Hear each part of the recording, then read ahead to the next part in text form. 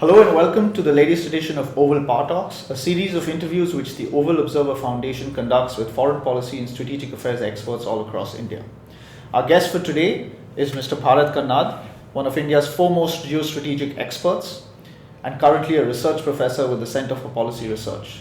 Mr. Karnad has served previously on the first National Security Advisory Board, as well as on the National Security Council and the Nuclear Doctrine Drafting Group. He's also written various books, including one of his latest upcoming books, which is titled Why India is Yet to be a Superpower, and has also been associated with various universities such as the University of Pennsylvania and the University of Illinois. Thank you so much, Mr. Karnad, for being with us here today. I hope we're going to have a fascinating conversation in the coming hour. You were speaking about preventing the entry of the Chinese into the Indian Ocean, and there have been several reports recently of Chinese nuclear submarines, for example, entering the Indian Ocean. There was a leaked defense report, I think, which was then verified even by American Navy officials. There have been reports of China studying the undersea terrain in the region, through the guise of anti-piracy patrols and so on and so forth. What exactly would you recommend in terms of force projection to prevent this from happening? Is there a need to project force further into the Indo-Pacific, into the South China Sea as well? Absolutely. What would that look like? Yes. What I have said, first of all, I have said by way of a strategic doctrine, an objective agenda we should have is to institute an Indian Monroe Doctrine. A Monroe Doctrine? Yes. An Indian Monroe Doctrine. What did I say about the strategic quadrant? Unless you have a Monroe Doctrine, what's the Monroe Doctrine? As you're well aware, 1823, James Monroe, the US President, talked about the entire hemisphere, the Western Hemisphere, including all of Central America, being an American sphere of influence, and no nonsense about it. That was at a time when the US fleet, Navy didn't exist. They had 12 sloops, not even warships. They were far thinking. By the time from 1823 to the 1890s, when they had the White Seas Fleet, which is a global fleet under Teddy Roosevelt, who was the Navy Secretary, who built up the White Seas Fleet, they had global reach.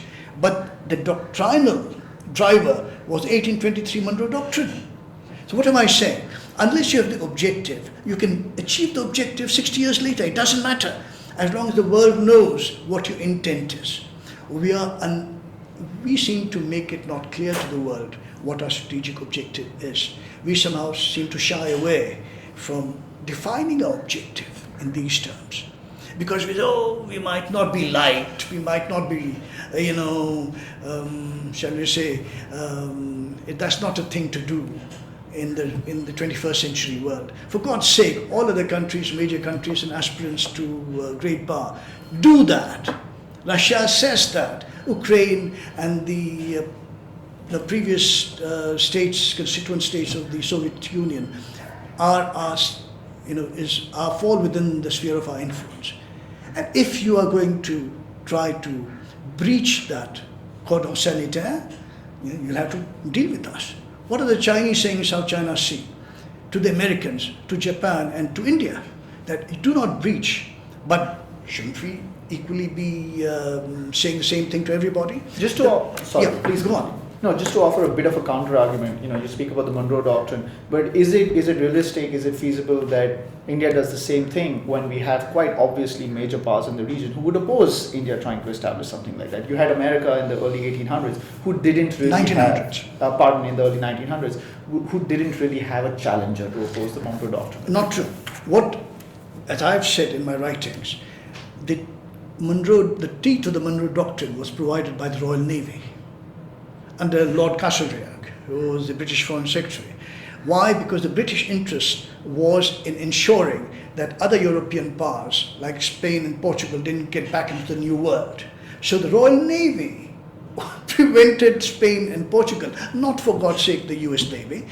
I'm drawing a similar analog. The US Navy is Mr. Castlereagh. That's right. Is the analog of the Royal Navy, which I have argued. This is the stuff that people don't seem to understand. We have to use the leverages provided us. The US wants us to consolidate our power. Tell the world what our power is, what our sphere of influence is. Forget sphere of influence, that's not politically correct. I have said call it sphere of responsibility. Call it what you will. But to ensure that this is the primary power in this part of the world, the US will be very happy to concede it because they are in dire straits right now. They have been in for the last 10 years. They have been saying, be specific, be open, be overt about what your intent is. We'll support you. So you're basically talking a lot about greater synergy between the US and India, a strategic alliance between the US and India. No, I'm not talking about that at all. I'm merely saying, what was the Monroe Doctrine? Again, the analogy. Under no circumstances did the Americans want an alliance with England. It was informal understanding that the British had that an American Monroe Doctrine serves British interests as well. It's precisely what we need to do. No alliance, no partnership, no conditions. You support us because it serves your interests, which it does. See the point? They don't want China coming into the Indian Ocean, nor does Japan. Now, how do we build up these partnerships? I've said that geostrategically then you have the old Halford Mackinder notion of a central power, right? There is, you've heard of Halford Mackinder. No, I'm personally Okay, he was a great geostrategist, of the early 20th century, who talked about the central power which controls the Eurasian landmass as conquering the world island and therefore the world. Why? Because the power emanates centrally from Eurasia and radiates outwards towards the seas. That's the idea. So you control the landmass. When you control the landmass, you control the world. The world island was all of Eurasia and all of Africa. See how it's connected? Through the Malta Straits and through the Arabian Peninsula, the Red Sea.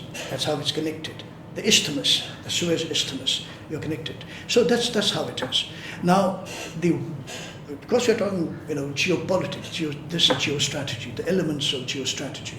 So this is how you connect the world island to the world at large. If you connect the world island, control the world island, you control the world. Now, post-Second World War, a chap called Nicholas Spikeman from the University of Pennsylvania, and he was in the US government as well, talked about, well, what happens if this central world power, Halford Mackinder, conceived of this in 1911. By the end of the Second World War, and Germany fit the bill of the central power, radiating outwards, capturing and controlling the world, which was opposed. At the end of the Second World War, they said, well, the Russians have now replaced Germany. Russians are partnering China. So you have the entire Eurasian bloc in a position to control the world. How can you defeat it? Nicholas Spikeman talked about rimland countries who can independently partner the US for the separate reasons, the autonomous reasons, to frustrate the land-based powers. That's precisely what we can do now. India is a rimland state. We also have a landmass, a huge landmass, but we are essentially a rimland country compared to the Central Eurasian states like Russia and China. And if we then make common cause with Southeast Asian countries, ASEAN, what I call the soft underbelly of China, and I've said for 20 years now, and I said it when I was in the NSAV and so on, if we nuclear missile arm Vietnam, what happens then? We have to pay back China in the same coin. I'm sorry, it's very harsh, but this is a harsh world where no quarter is given, asked or given, right? Did they not deliberately nuclear missile arm Pakistan? Should we then, therefore, should we stay our hand at doing the same, returning, tit for tat in a sense, returning the same coin to China by nuclear missile arming? I've said any state in the Southeast Asian region that fronts on China, it will inhibit the options, Chinese options. Think what will happen. We have a presence in Nha Trang on the Vietnam coast. We have a naval base there. We have an ELINT position there, ELINT post, electronic intelligence post in Nha Trang.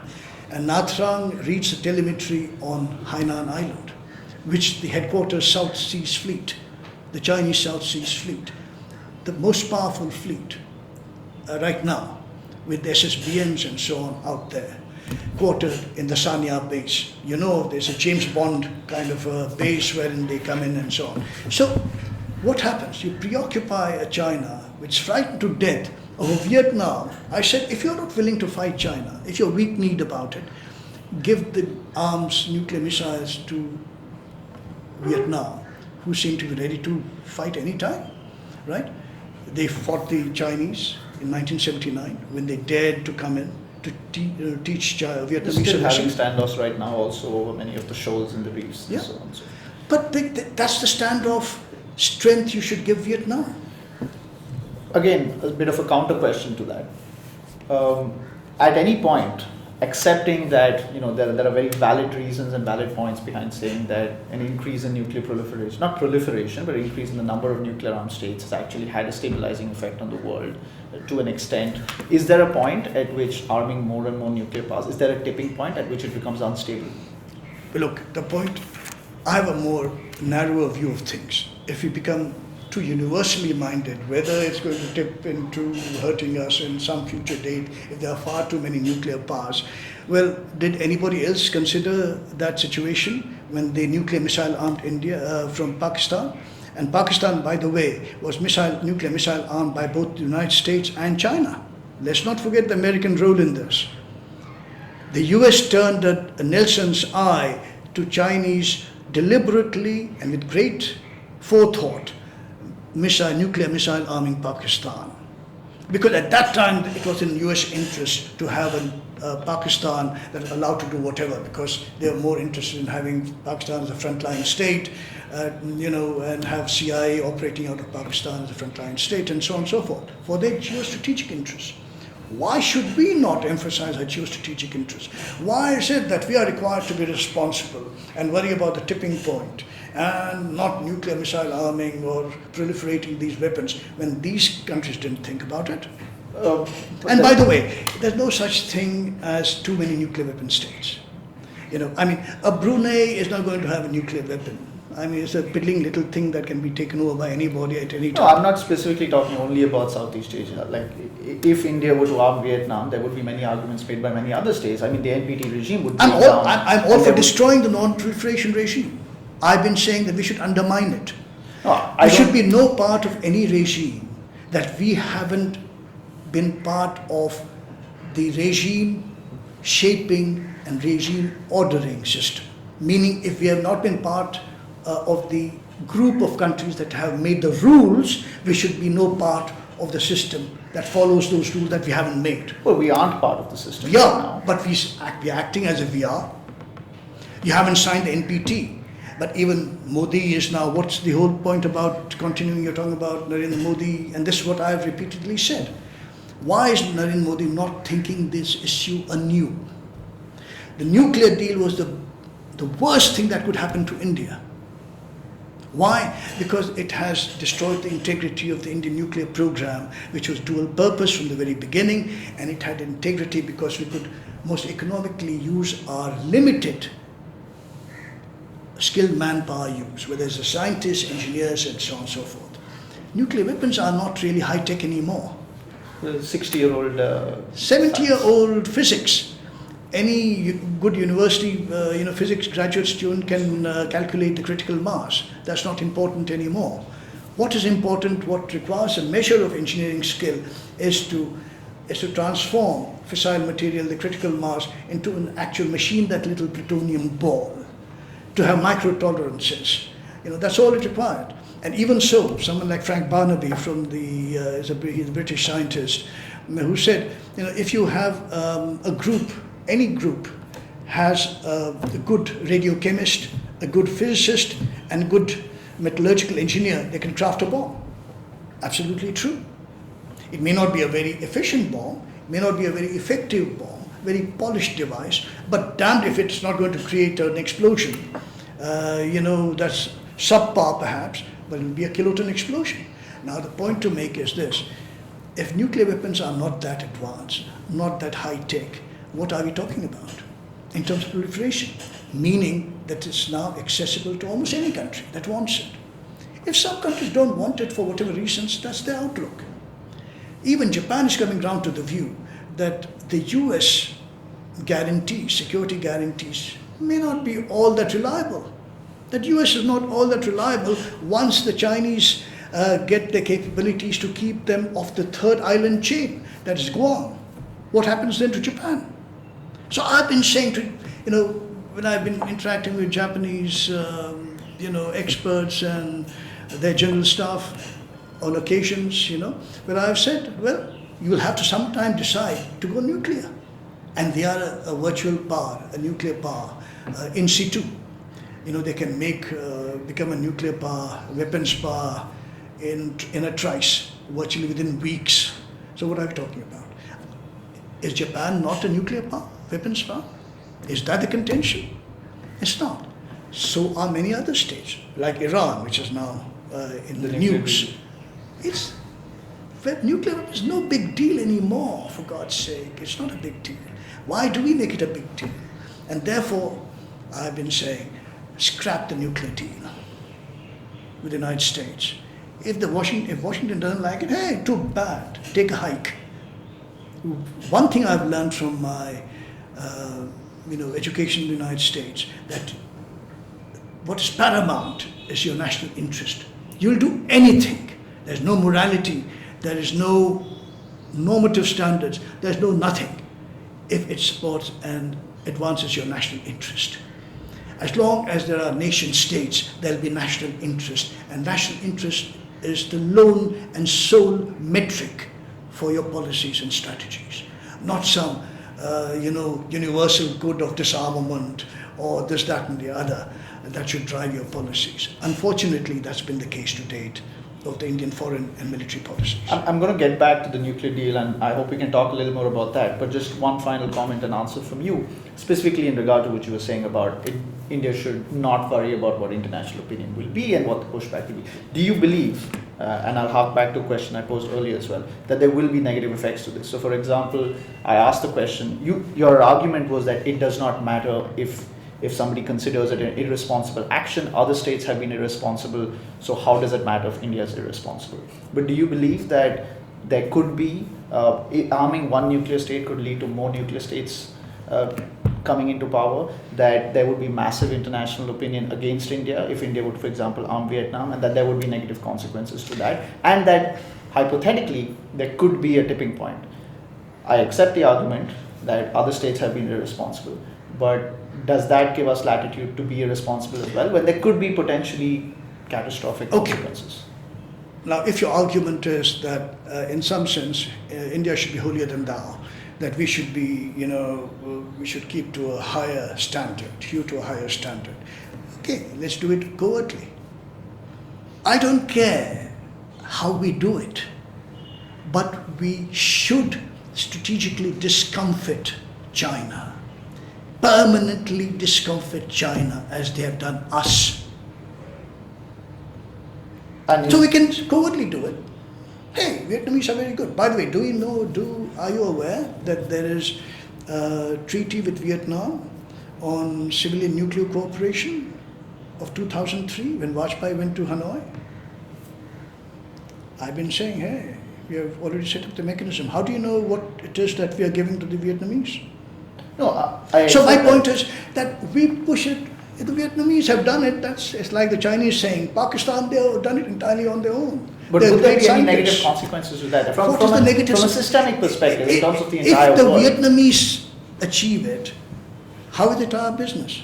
I mean, we don't own up to it. I mean, we have nothing to do with it. We are just giving civilian nuclear aid and assistance. We are not really...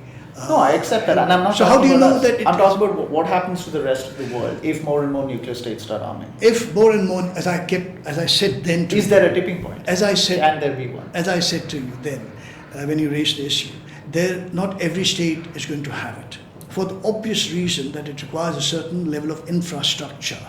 It does require a certain level of investment. Pakistan was lucky in that you had Saudi Arabia. So you have Saudi Arabia. I mean, Pakistan was lucky, as I said, that it had its patrons in Saudi Arabia, the source and the main financier of extremism, Wahhabi, Sunni, Islamic extremism, religious fundamentalism in the world, right? To fund the Chinese transfer of nuclear weapons, wherewithal, material, and so on. to a point where you have now achieved for Pakistan a nuclear weapon status. I mean, is it anybody's case anymore that the Pakistanis have done it all on their own? No, I don't think anybody believes that. Therefore, if it's not, the question then is, why are other countries in that sense handicapped? Meaning, in theory, anybody can have it because technology is easily accessible, physics is accessible, engineering you can buy, steel, whatever. So why don't all countries get it? For the obvious reasons that there is, shall we say, a critical mass required. Not in terms of fissile material, but in terms of infrastructure, in terms of resources being available to the countries that need it or think they need it, right? Not every country can afford it, to be honest. Pakistan is now weighed under by the fact that they have nuclear weapons they don't know what to do with. Why? Because once you have nuclear weapons, you have to worry about security, all the add-on problems that you have that require solutions, which means more investment and so on and so forth. It is a cascading thing. India can afford it because the economy can afford it. Pakistan can't afford it. They're now realizing it. They can't do anything about it. But for them, the value of deterring India is enough. Payback. They're happy. There's value to it. But to a Brunei or to Southeast Asian countries, I don't know. Vietnam, yes. Vietnam thinks, as Pakistan did vis-a-vis India, that the Chinese are going to mean people. They're going to gobble them up. They're going to discomfort them. They're going to provoke them. They're going to hinder them in strategic ways. That's not in Vietnam's interest. So we stoke those feelings and sentiments by giving them the capability. As I said, we don't have to give them any capability. What's the difference between a bomb and a reactor? Nothing. A bomb is a controlled, a nuclear power plant is a controlled bomb. But you believe there'll be no negative consequences? No, there'll be negative consequences in the sense, look, if the NPT, did you just hear what was said in the Carnegie Endowment for Peace? They have an annual conference which is fun to listen to because of the complete irrelevance to Indian interests. But these people talk, for the first time, Ambassador Scheinman, and our government of India should note this when they talk about India being given a nuclear weapon status. What Ambassador Scheinman said April 22nd of this month.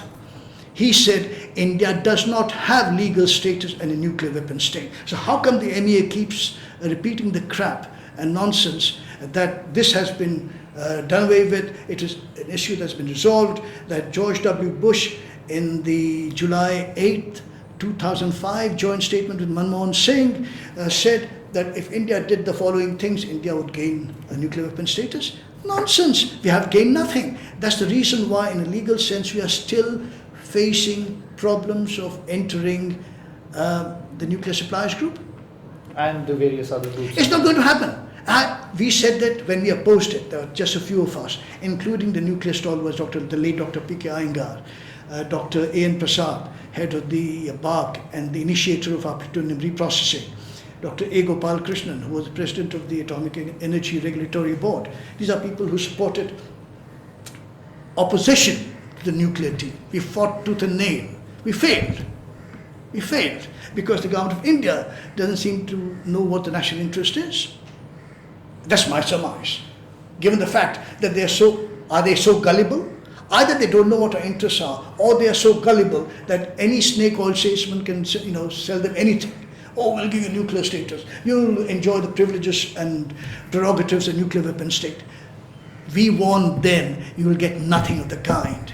And we have been borne out. We were the Cassandras who were saying what's going to happen to us. How we are going to be brought willy-nilly, slowly and gradually will be drawn into the non-proliferation net, and that is happening. When Narendra Modi talks about going to Canada and signing a nuclear deal, wherever he goes talks of nuclear deal, Australia nuclear deal, we are stringing ourselves. It's like Gulliver being put down by Lilliputian strings that are stretched across his body, and you are then nuclearly hindered.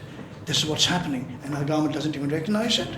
So, to continue on that vein and talk a little bit more about the nuclear deal and the Obama-Modi summit, would you agree then that some commentators have expressed that summit, which made headlines all over the country, there was a huge amount of hype over it, that it was it was just hype and no substance? But obviously, these commentators have begun lately to understand what the cost of India giving in to the importuning by Washington, what it has cost the country. Now, what is the real reason for the nuclear deal, Americans wanting the nuclear deal? Let's see why they wanted it so much. Well, their companies need that business. No. For one. No. The strategic interest. I'm not talking about the commercial interest. The strategic interest was, in fact, it's lovely. I love Americans. As I say, the idiom goes, all my best friends are Americans, they are. But they're absolutely open about what they're going to do to you in congressional testimonies. So the then acting Undersecretary of Defense said to a congressional testimony, open hearing, he says, well, the nuclear deal is essentially to freeze India's capability at the sub-thermonuclear level. Why? Because in 1998, the thermonuclear device we tested was a fizzle. Something I said 3 days after the 98 tests. It was a fizzle. It did not work. The two-stage thermonuclear package is a very complex physics package. It doesn't work the first time around. In fact, 30% of all thermonuclear tests, in fact, all nuclear tests are fizzles, are duds. It happens all over. There's nothing wrong with it. It's perfectly fine. That's how you experiment and trial and error and shape and reconfigure your designs to get perfect optimal design, weapons design. It's like anything else. You don't get it at the first shot. You get it as by testing, by getting test results, data. And how many tests have you so far conducted? 6. 74 and 98. 6. 5 in 98, 1 in 74. Yeah. So we have the unerring ability to draw defeat from the jaws of victory every time. We've done that in 74 when Indira Gandhi got cold feet, and instead of open-ended testing and clear weaponization, we tarried and put off for 25 years what we should have done in 74, right? Vajpayee comes in, completely different party, comes in and does the same thing. Instead of open-ended testing, when he had the evidence that the thermonuclear didn't work quite as well as it should have, he should have said, well, we'll keep the testing open until we perfect our weapon design. We didn't do that. We immediately announced on May 28, 1998, in Parliament, Atal Bihari Vajpayee announced the moratorium, voluntary moratorium, for which we have been subscribing to ever since. So, this is the real problem. Do we not understand our interests? Or do we think that a nuclear weapon is a nuclear weapon is a nuclear weapon, even one that doesn't work?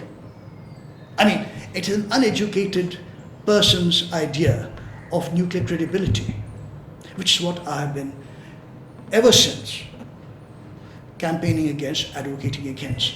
This complacency, which is the hallmark of Indian policy, the hallmark of Indian government, the complacency that just because we say something, it's done. Now, make in India, Narendra Modi's, the great thing.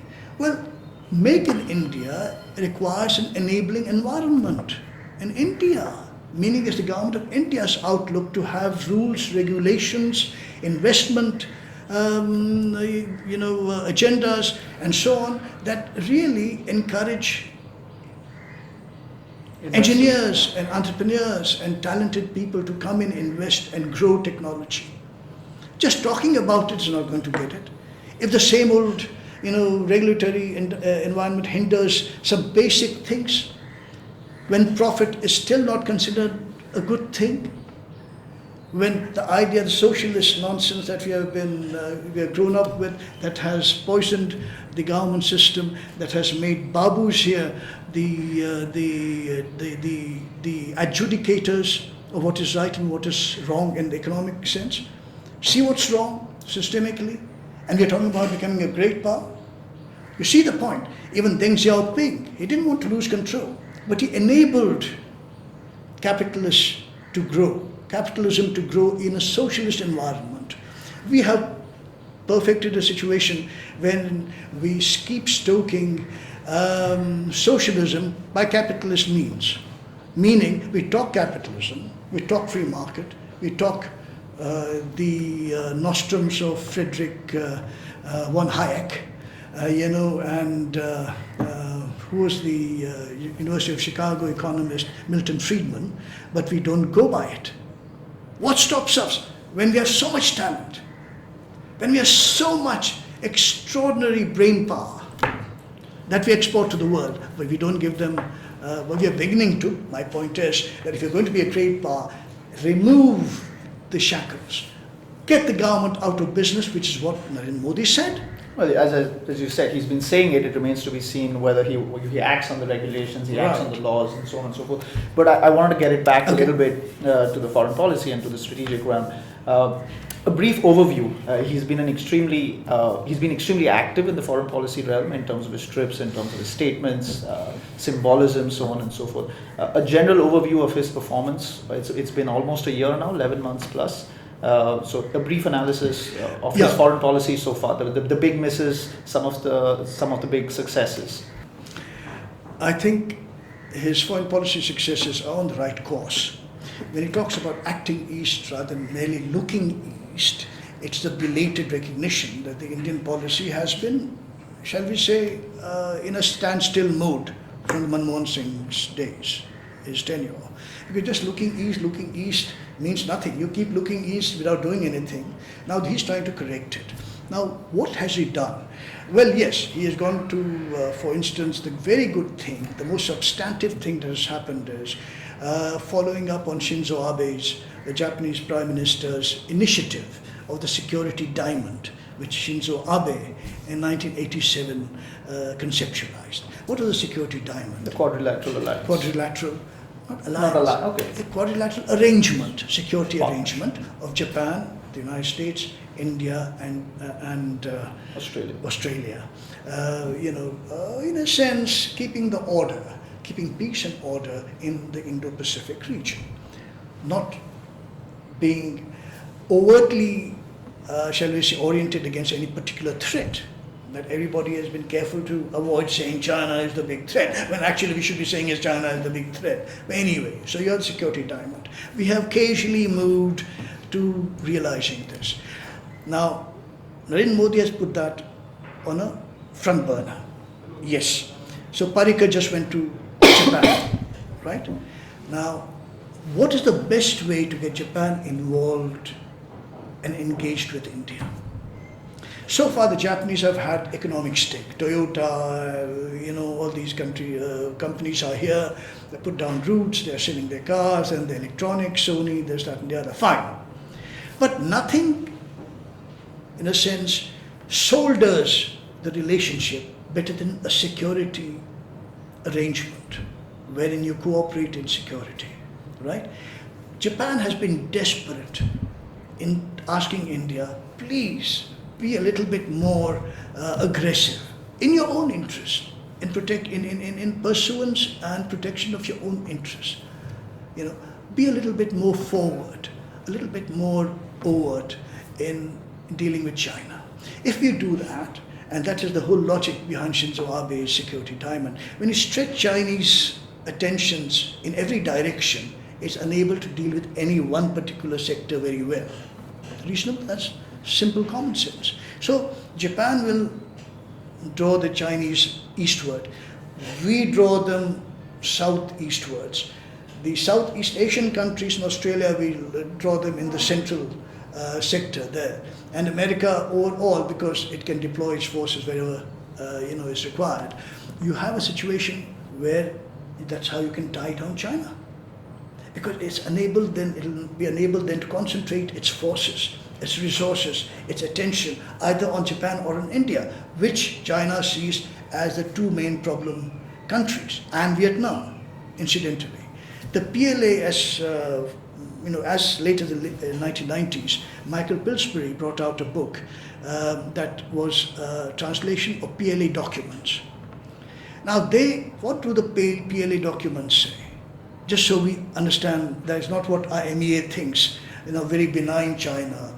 The PLA documents say that we will have wars with 3 countries in the future, not in the next 30 years. So next 30 years is when? Late 90s. So we are getting to where the 30-year limit is coming to an end. The Chinese are very rigorous about these things. They don't talk crap, and they mean what they say. They mean what the military puts down in its documents. The PLA says there will be wars with Vietnam, with India, with Japan. Japan over the Senkakus, Vietnam over the border and South China Sea, India because of the unresolved border dispute again. Again, it's not war in the sense of a total war, but it'll be war in the sense of impressing on these countries separately the importance of accommodating China. Now, we are in an our orientation, our policy orientation, the MEA, which is filled by these Mandarin-speaking accommodationists, collaborators, you see, who say, give in to the Chinese. That's the way to make friends and to, in a sense, denature the threat from China. Is that the way to deal with China? Because, like any bully, the more you give in, the more you'll be bullied. That's what's happened since '62. What did Mao say as to why he wanted war with China at the time? First of all, they are very, very cunning. They used the October missile crisis to launch their war. So both Russia and America were preoccupied with their own concerns, the strategic conflict. So it left China free to deal with India. And he said then that if you beat up on India, I'm paraphrasing, but if you beat up on India, you raise China's stock, because this is the great Indian army you're going to beat up on. And by the way, there were enough people there who said, we shouldn't do this. It's the great Indian army from the Second World War, who really beat up on the Chinese imperial force, the Japanese imperial forces, and part of the great Axis, part of the great alliance that beat up on the Axis powers and so on and so forth. Except Marshal Peng Hui, then leading the Tibet charge, said no, we have to deal with the reputation of the Indian army. We have to destroy it. See the thinking? Destroy the reputation of India's military might, and you've taken care of most of the problems as far as China is concerned, because you can destroy them for generations, which they did. For 2 generations, they are so frightened of China. Are we not? You have Shiv Shankar Menon, the previous NSA, talking very mellifluously in Chinese Mandarin, the all Chinese language experts, whose first and only objective seems to be how to pally up to Beijing. When actually our thing should be, hey, these are our interests. If you breach them, we will take action, whatever it is, whatever it takes. Is that our attitude? I don't think so. Because I think that's where Narendra Modi, he met with President Xi Jinping. But did he make it very clear that we will not tolerate PLA incursions into our side of what we consider the border to be? Whatever your notions of the border, this is our border. We have made it known. You will not breach it without a consequence. Was that made clear? I'm not so sure. Because after Xi Jinping's, there have been Ladakh incursions again, as late as just a month ago, 2 months ago. I don't think any clear red lines have been drawn for China, whether it's in the northern borders along the Himalayas, whether it's in the South Indian Ocean and South China Sea, as I said, and I personally couldn't agree more that some red lines at least need to be drawn. But just again, because I want to talk a little bit about analysis of Modi's foreign policy and not focus particularly on China, but since you brought up the Xi Jinping visit, there was a statement in the joint statement. There was a clause in the joint statement which spoke about India's recognition of the local Chinese government's control over Tibet. I think the exact wording at that time was, India appreciated the help of the local government of the Tibet Autonomous Region of the People's Republic of China, and this was a little weird because at no point in the joint statements recently has India explicitly recognized, Chinese control. That's not true. We recognize it again. Mr. Vajpayee recognized Vajpayee And But none British- of the joint statements have we explicitly have recognized. look, Vajpayee very unfortunately, pretty much by this indirect way, also acknowledged the Tibetan autonomous region being part of China. But ever since then, in the joint statements at least, we haven't been Is Tibet? But this is a relapse then, isn't it? You're asking about Modi's foreign policy. Who has been advising Modi? Look, you can say, you can blame it on the MEA, but MEA is an instrument. If you tell the Babus in the MEA, this is not what I want, this is my line, they'll damn well truckle to it. They'll sit down and write what you want. And this Prime Minister has made it very clear that the policy source, the fount of policy will be him at the PMO, 7 race course. It's not the MEA. Now, to the extent that he leases space to the MEA, that's fine, it's his lookout. But then he has to pay the price if the MEA screws up. So either he says, well, MEA did it, in which case he's still responsible, because he has made it clear that he is the fount of foreign policy, or he says they got it all wrong. Which is it? It's precisely what I've been saying, that what I've been saying is we should now begin drawing back from what we said and saying we have just had the 18th border resolution meeting with Ajit Doval going out there and meeting with his Chinese counterpart. What happened? Nothing happened. What did you expect to happen? Well, that's something that I think there's some sort of consensus on that is not going to be resolved immediately. Well, if that is the case, Both countries seem to be pushing it away. well, in that case, we cannot push away the military conditions that are created and generated by this ambiguity on the border. But if we say that, well, we'll push off the solution to some indeterminate future, fine. But then what happens to the real-time, real-world conflicts that will arise from troops facing each other eyeball to eyeball? Something will give, something might happen. And you're prepared for it? Are you prepared for it? So therefore I've been saying we should have the offensive mountain core we're talking about. When I was the advisor, defense expenditure to the Finance Commission, was when we first, in my classified report, talked about funding 3 offensive mountain cores, not 1, 3. This was 10th Finance Commission. We submitted our report to the government in 1995. How many years now? 20 years. And we are still trying to get up our first mountain core. Nowhere sufficient. One mountain core is nowhere sufficient to deal with the options that we need to nurse, which is an offensive option. You come in here, we go in strength on the Tibetan plateau. No nonsense about it. And at the same time, parallelly, we redraw the Tibetan problem to say, in the original agreement that we signed in 1955, I think, with Zhou Enlai, Nehru and Zhou Enlai, from which we have drawn back. Even Nehru didn't make that concession that later prime ministers have made. What did Nehru say? Our entire notion of Tibet was of a Tibet autonomous region, meaning that we accepted Chinese suzerainty over the Tibetan autonomous region. But what happens if Tibet is not autonomous? Then we do not accept the Chinese control or sovereignty or suzerainty over anything. And I've been saying we should say to the Chinese, hey, we accepted in 1953 that we'll accept the Tibetan autonomous region as part of China. But you're not allowed Tibet to be autonomous, and therefore, that being the condition not met, we therefore reorient our thinking, and we are no more bound by that commitment. And begin showing our maps, color Tibet pink or some different color than the Chinese, to ensure, to tell the Chinese, this is what we are going to do from here on. See the effect it will have on the Chinese if government of India suddenly wakes up, instead of being all this, review-me-eyed and subservient to the Chinese cause and their interests. We say this is our interest. We want an autonomous Tibet. You promised us autonomous Tibet, on the basis of which we accepted some notions of Chinese suzerainty.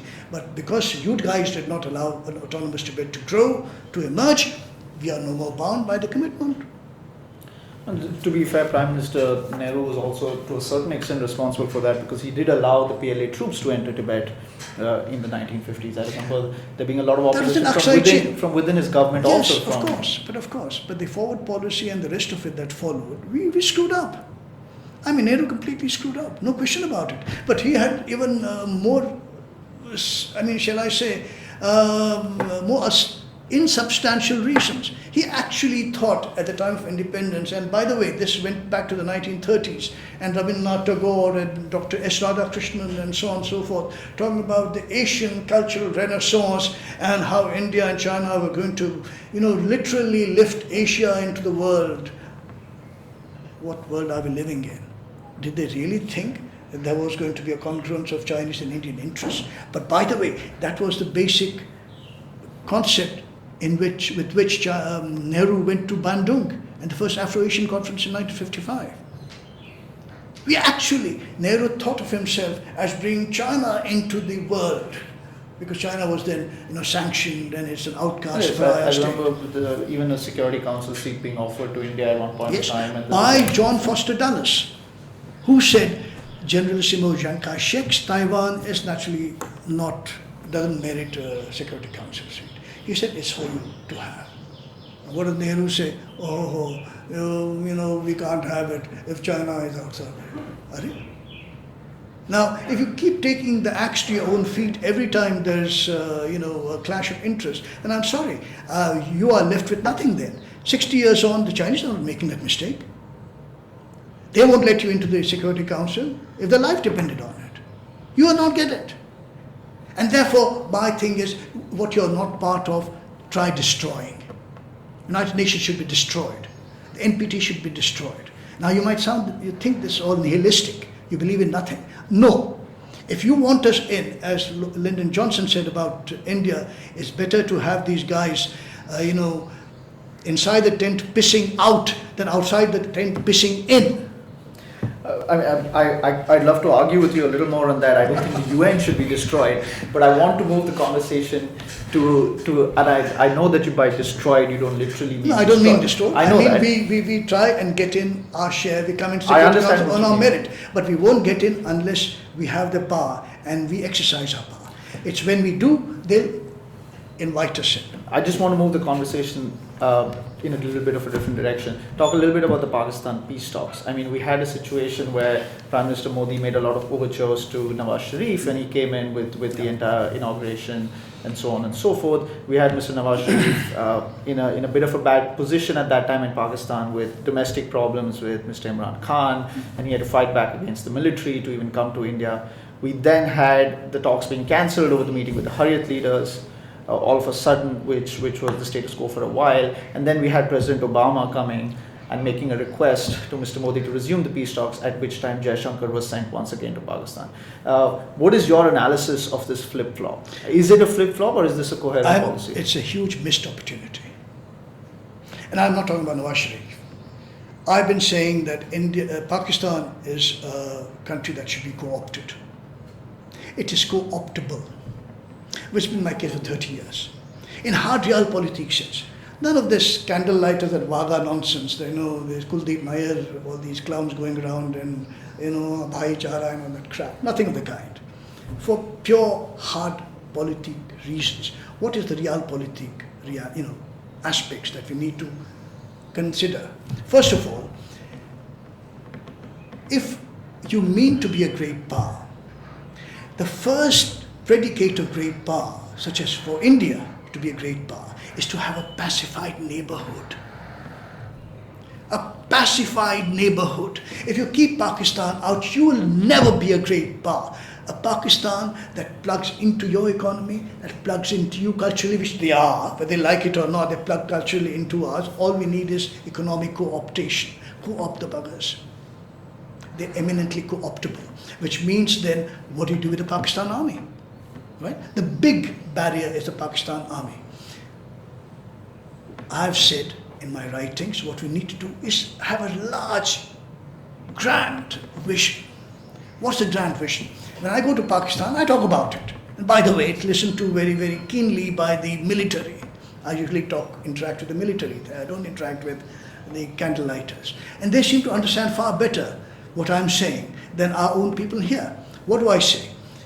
This was 2007 in Bahawalpur, headquarters Multan Strike Corps, right? And this is the Pakistan Army initiated seminar. Why was I invited? Nuclear signaling going on. So I'm part of nuclear signaling. Okay. What did I say at the thing? I said, look, we should have a division of labor, security-wise. What's a division of labor? Division of labor as per Muhammad Ali Jinnah's 1946 speech. What did he say in that? He said in 1946 in Karachi, September 1946, he said, Muslim India, his word for Pakistan then, because there was no Pakistan then, he said Muslim India will be the guardian, and I'm paraphrasing him, of the Western marches, the guardian of the Western marches. Right? Hindu India, as he called it, will take care of rest of our interests. So I said to the Pakistani people, the audience, full of military people, I said, if you think that this is unequal, that you'd like to do more, fine. I said, you have nuclear weapons? Wonderful. It makes you feel secure? Great. Now, can we look ahead? Right? Can we look ahead and say, and truckle to the Qaid, your great leader? What did he say? This is what he said. So I remember someone got up and said, I won't mention the name, a military officer of great renown. He said, Bharat, you come and completely bamboozle us and this sort of a thing. Kab kaha hai? Kisne kaha? I want a reference. I gave him a reference. He sent off with ADC. He comes back, saab to theek hai. That's what the Qaid said. Of Muslim India. This is the point. If you give the Pakistan army a role, which also means then that you have to denature the threat your own forces pose Pakistan. You cannot shy away from that aspect. If you are a Pakistan army guy, you'd be remiss in your duties and responsibility. If you say, yaar, 3 strike corps hai Indian army ke paas, oh, theek hai, bahut hamare bhaichara, bhai log hai. Ye to nahi hota na. You can't have it. Because you are then, all militaries are goal-oriented. They also are substance-oriented, meaning they see forces on the other side. And they say that these 3 strike corps can do us harm. And therefore we have to say this is our main threat. And therefore we need tactical nuclear. Therefore we need all the paraphernalia of a nuclear state. Okay? So the point is, it requires then of us to, I've said, rationalize our own armored and mechanized forces.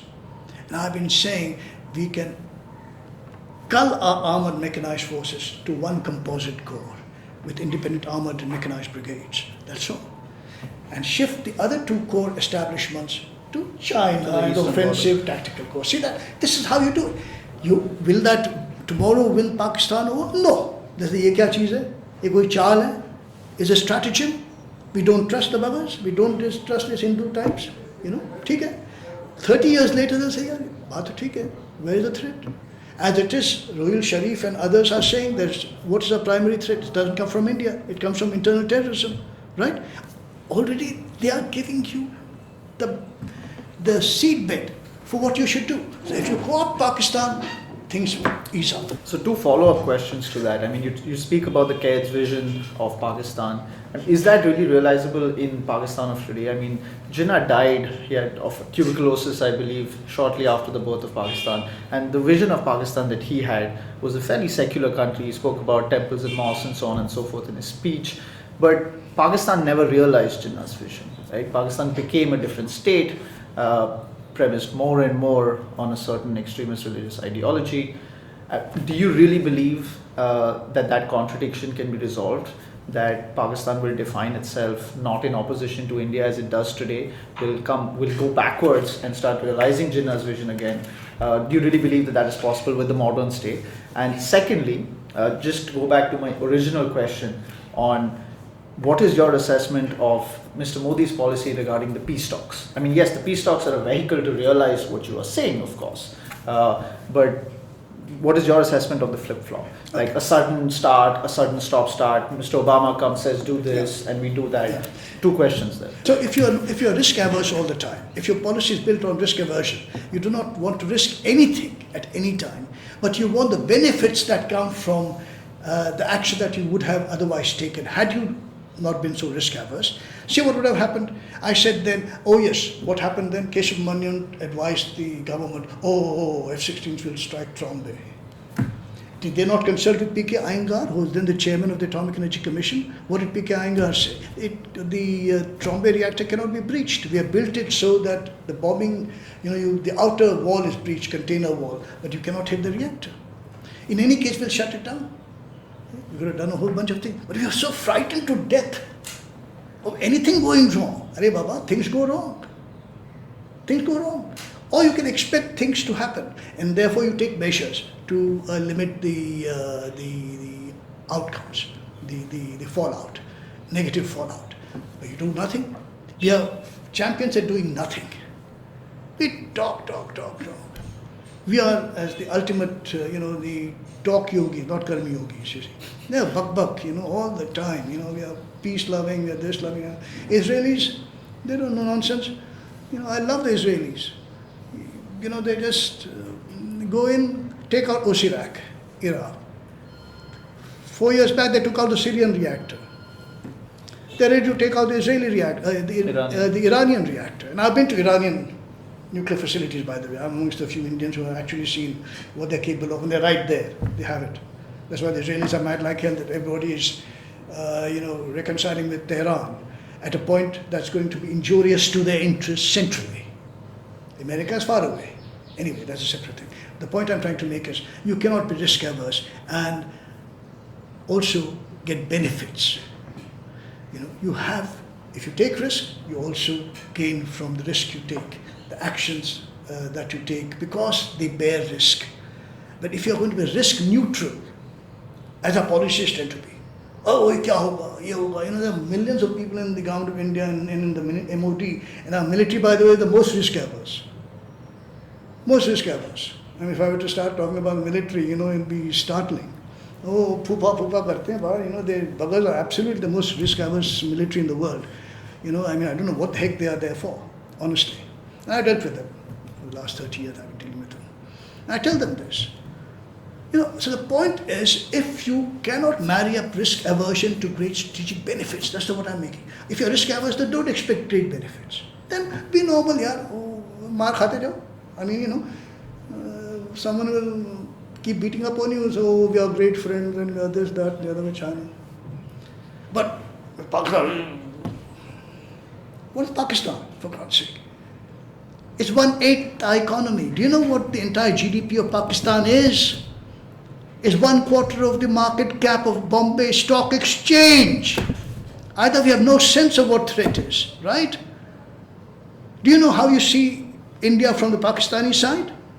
If I were the Pakistan Army military planning staff, I'll do exactly what they're doing. Why? Because I have to survive. I cannot take a threat like this and do nothing. In that sense, then, they are more like Israel. They do something. They get into hot water, like terrorism. They nurse terrorists in the hope that they'll turn against India, which they did for a while, but they've now turned against them.